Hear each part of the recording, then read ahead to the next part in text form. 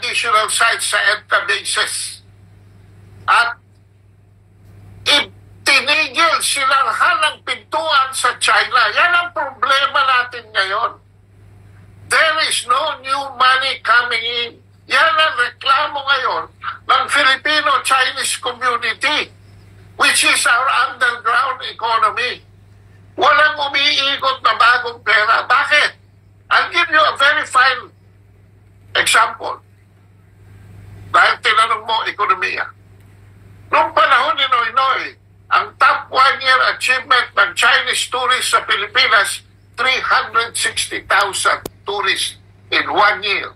That was the full year of 2015. Nung pumakosok si Duterte, at marahil ito na sa nina ikinamatay ng pinakamamahal kong kaibigan na naging ambassador sa China na si Chito Santarumana, 24/7 ang issuance ng visa for tourists.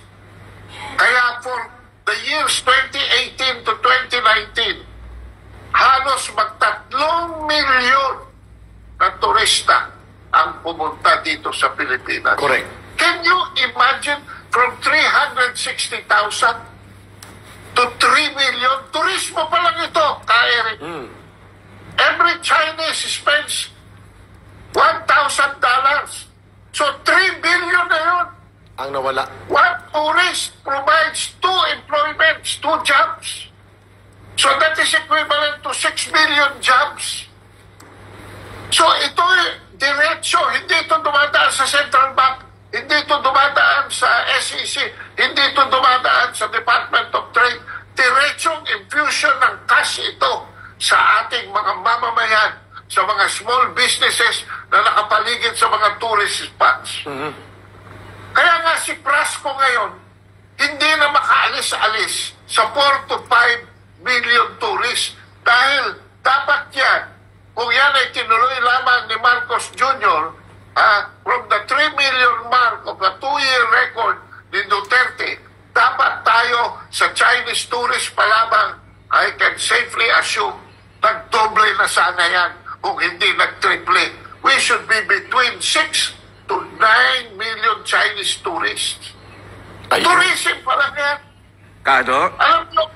Alam niyo mga kabansa, ang Dubai, dahil alam nila mauubusan na sila ng langis, tiniredirect nila kanilang economy towards tourism.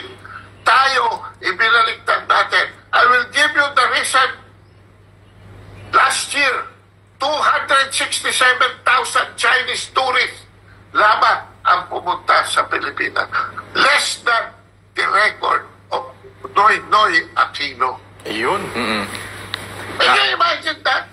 So sino sumasabotahe ng sarili niyang administrasyon? Siyempre si Marcos. Siya! Si Marcos mismo! He is the problem! He is the problem!